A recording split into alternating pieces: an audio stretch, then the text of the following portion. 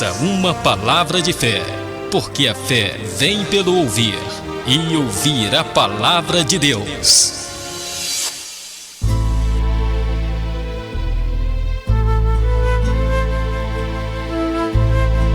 Meus amados, nós temos que viver em harmonia, em paz e em comunhão. Quando nós vivemos em harmonia, em paz, em comunhão, nós vivemos bem. Vivemos bem porque nós sabemos que Cristo está sempre ao nosso lado e nós estamos fazendo o que agrada a Ele, para que nós pudéssemos viver em comunhão, em harmonia e paz. A paz que o Senhor nos deixou, a comunhão que Ele nos deixou. Tudo como exemplo. Jesus, quando Ele veio à Terra, os seus ensinamentos foram maravilhosos e continuam sendo maravilhosos porque Ele deixou a sua palavra escrita para nós. E hoje o programa tem um tema de comunhão. E a primeira mensagem que eu trouxe aqui encontra-se em Atos capítulo 4, verso 32. Atos capítulo 4, verso 32. Perdão, amados. É em Atos 2, 44 e 45. Essa leitura, Atos 2, 44 e 45, é que eu quero que você depois medite. Ok? Medite. Mas a palavra é o seguinte: a multidão dos que criam estava unida de coração e de propósito. Ninguém afirmava ser a sua alguma coisa que possuísse, mas tudo era compartilhado por todos. Atos 4:32. Mas, queridos, nós vimos aqui que a multidão dos que criam estava unida de coração e de propósito. De coração e de propósito.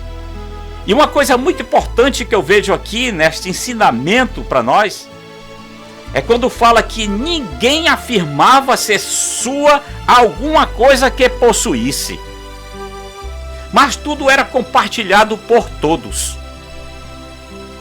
Queridos, aí vem aquela situação de egoísmo. Muitas pessoas vivem bem na vida, materialmente falando, são ricas, são abastadas, possuem tudo o que tem vontade de possuir, tem bastante dinheiro, mas tem uma vida vazia, um coração vazio. Por quê? Porque nós devemos viver uma vida comunitária, como dos primeiros cristãos, que era tão natural, que havendo necessidade, eles chegavam a vender suas propriedades para ajudar um irmão pobre.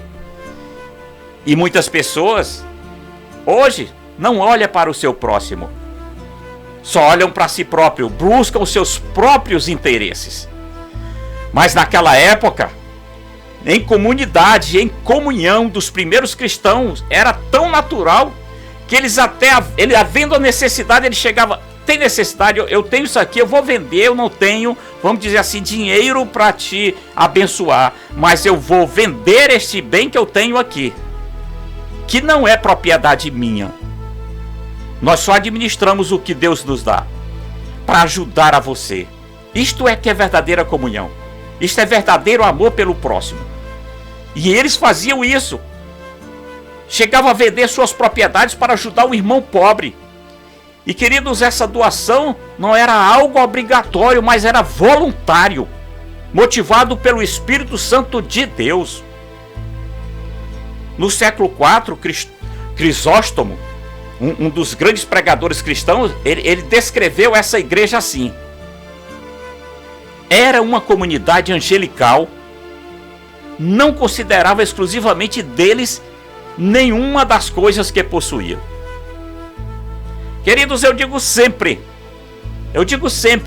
minha esposa também fala, e nós somos prova testemunha disso. Tudo o que nós temos, esse temos pode colocar entre aspas, não é nosso, é propriedade do Senhor. Como assim, pastor João? Porque Ele nos dá, porque para nós zelarmos, nós cuidarmos. Eu tenho um carrão, eu tenho um casarão, eu tenho isso, eu tenho aquilo. Rapaz, tu não tem nada. Quando você morrer, você não vai levar nada. Deus te dá porque Ele é um Deus de amor, um Deus de poder, um Deus grandioso, um Deus misericordioso. E quando nós verdadeiramente somos fiéis para com Ele, acima de tudo humildes, vivemos em comunhão, vivemos em obediência, Ele derrama bênçãos sem medidas em nossas vidas. São ricas bênçãos, não só materiais, mas principalmente bênçãos espirituais. Ele nos dá saúde, Ele nos protege, Ele nos guarda, Ele nos dá livramento. E ainda dá bens para nós desfrutarmos nesta terra enquanto estivermos aqui. Mas nada é nosso, tudo vai ficar aqui. Nós estamos aqui de passagem. Ele dá para nós cuidarmos, para nós desfrutarmos e ter os momentos ainda mais alegres e felizes enquanto estivermos aqui. Mas para isso nós temos que reconhecer que tudo é propriedade dele. E principalmente a nossa vida é propriedade dele. Mas, queridos, era uma comunidade angelical, eles não consideravam exclusivamente deles nenhuma das coisas que possuía. Imediatamente foi cortada a raiz dos males. Ninguém acusava, ninguém invejava, ninguém tinha ressentimento. Não havia orgulho, não havia desprezo, queridos. O pobre não sabia o que era vergonha, o rico não conhecia arrogância. Aleluia. Queridos, e dessa forma, esses irmãos, eles deixaram um bom exemplo do que é viver em comunidade, como lidar com os bens materiais. Tem exemplo melhor e maior do que a Bíblia nos ensina? Jesus, Deus, deixou os seus ensinamentos para nós. Não adianta você ler a Bíblia de capa a capa, como diz, de Gênesis a Apocalipse, os 66 livros da Bíblia, e às vezes ainda ler mais algumas outras literaturas, ou até comentários bíblicos para poder compreender, mas não entra, não entende. Mas eu digo sempre, a palavra de Deus é tão simples, quanto nós de fato e de direito abrimos a nossa mente, o nosso coração para receber e entender e pedir discernimento do Espírito Santo. O pobre não sabia o que era vergonha, o rico não conhecia arrogância, todos viviam, sabe como? Em comunhão. E nós devemos ser assim? Sim, devemos ser assim. Muitas pessoas podem chegar até o meu querido pastor Rubens Rodrigues, ele citou aí um exemplo aí, disse, olha, muitas pessoas, porque vê os nossos olhos verdes, azuis ou verde, ele acha que a gente é muito rico, não é? Eu digo, somos, né? Diz, mas nós somos ricos verdadeiramente da graça de Deus, nós somos ricos sim, não é? E é muito maravilhoso quando nós, em comunhão, compartilhamos com nossos irmãos. Dessa forma, querido, esses irmãos deixaram um bom exemplo do que é viver em comunidade e como lidar com os nossos bens materiais. Isso aqui é meu. Não, isso aqui é só meu. Que conversa é essa, rapaz? Não é nada. O mundo, amados, em que vivemos, nesse mundo nós em que vivemos, está na contramão desse pensamento. As pessoas estão tomadas por um grande apego material, dominadas pelo desejo de possuir objetos, muitas vezes apenas para exibir o seu poder de compra. Ah, esse meu celular aqui, ó, celular aqui já está antigo, eu vou comprar outro, né? Eu quero estar sempre na moda. Rapaz, tu ainda tem um celular desse antigo? Rapaz, esse aqui é uma bênção, é uma maravilha. Eu ligo, recebo, vamos botar até a modernizadezinha agora. Eu ligo, recebo, mando WhatsApp, evangelizo as pessoas, tudo aqui através do Facebook, ele funciona tudo. Por que eu vou querer um outro que eu falei o quê? Ele vai falar sozinho? O que é? Para mostrar, para se apresentar para as pessoas, para dizer que é o tal. As pessoas são dominadas pelo desejo de possuir objeto, muitas vezes apenas para exibir o seu poder de compra. Ah, rapaz, o cara é bom, o cara tem dinheiro, comprou esse celularzão bonito aí de 3 mil reais, iPod, iPhone, não sei o que, aí da vida aí, né? Mas eu não, eu tenho o meu notebook, eu tenho o meu celularzinho aqui que já tá com 3 anos e meio já, né? Tá uma benção, rapaz, glória a Deus, eu mando a palavra do Senhor ao mundo todo através dele. Então, compartilhar, comunhar com as pessoas em comunhão.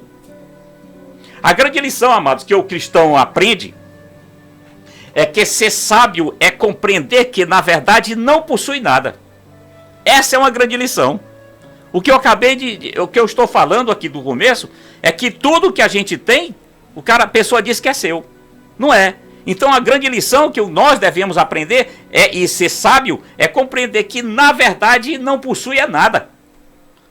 Ele entende que tudo que Deus dá é para ser administrado e compartilhado.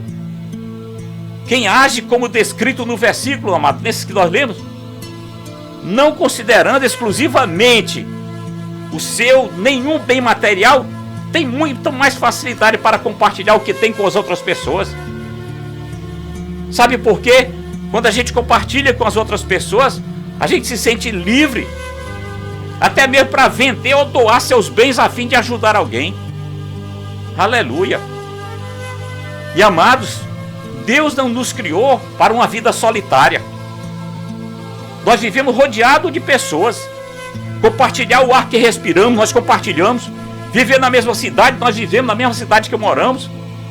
E faremos bem em aprender e dividir tudo o que com o nosso próximo. E é conforme a necessidade dele. Você vê um pobre precisando de uma ajuda, de um auxílio, seja ele qual for, você tem condições de ajudar?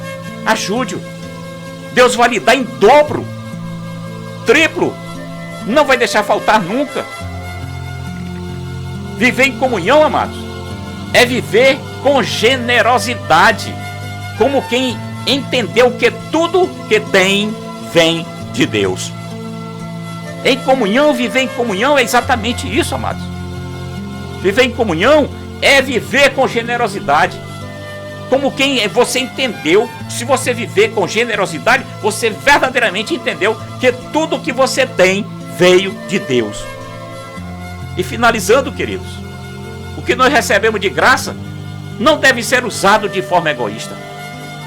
O que nós recebemos de graça não deve ser usado de forma egoísta. Amém? Pense nisso. Vamos viver sim sempre em comunhão. É viver em comunhão. A leitura bíblica desse texto nos diz que a multidão dos que criam estava unida de coração e de propósito. Ninguém afirmava ser alguma coisa que possuísse seu próprio. Ninguém afirmava alguma coisa que possuísse, mas tudo era compartilhado por todos.